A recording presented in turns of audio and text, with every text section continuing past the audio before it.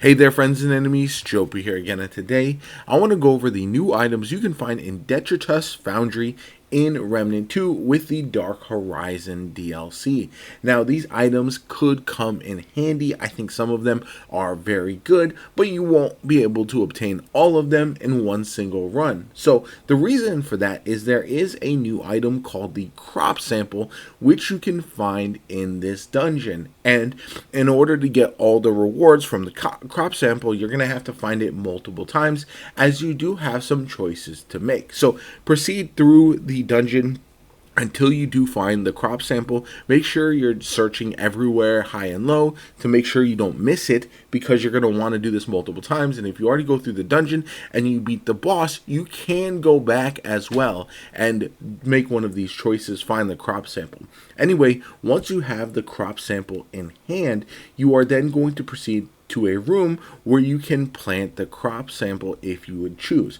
On the left hand side there is a red side, and then on the right there's a blue side. Now, either one of these is going to be fine for your first playthrough, but it depends on what you're looking for.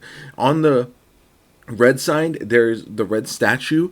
There's going to be a repercussion mutator you can get. However, you're going to have to fight an enemy called the inverted shambler. Now, the fight isn't all that difficult unless you're on apocalypse mode, but just be prepared for it.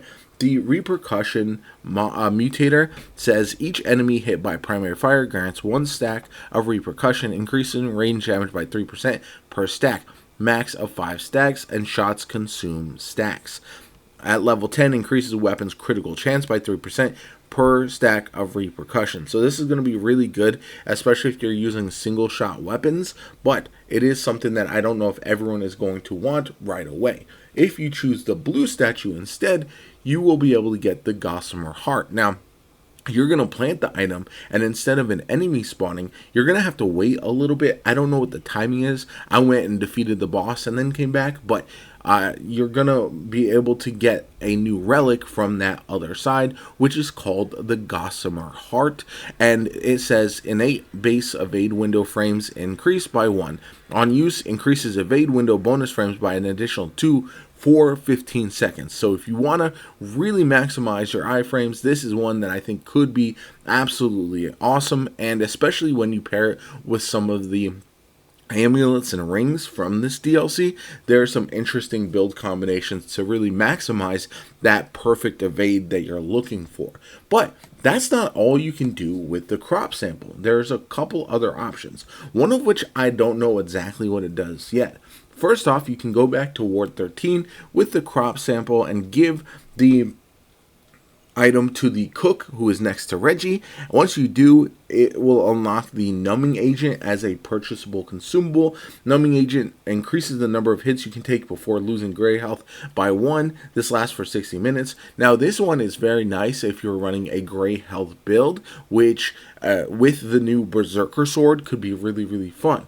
The other option is to go back to your garden and you can plant it, but I don't know what it grows there, so you're going to have to wait and see. I will definitely update in the comments down below once we find that out.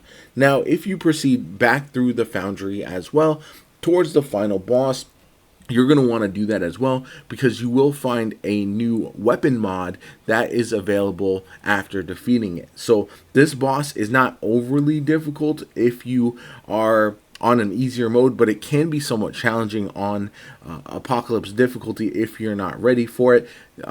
Check out the gameplay if you are curious. It was easy on Veteran because obviously that difficulty is really easy, but it's just so much simpler for you to go through and get as many of the items as possible on the lower difficulty.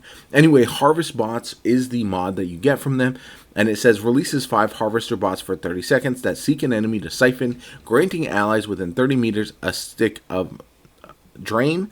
Gain 1% of base damage dealt as life steal per stack, max of 5 stacks. So this could be very good for keeping your allies alive. You combine this with like the repair tool or something like that, and it could be really, really good.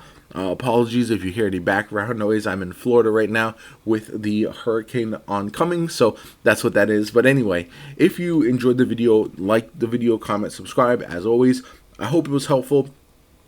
And yeah, hope you have a good one. My name is Jopa, and I'll catch you all later.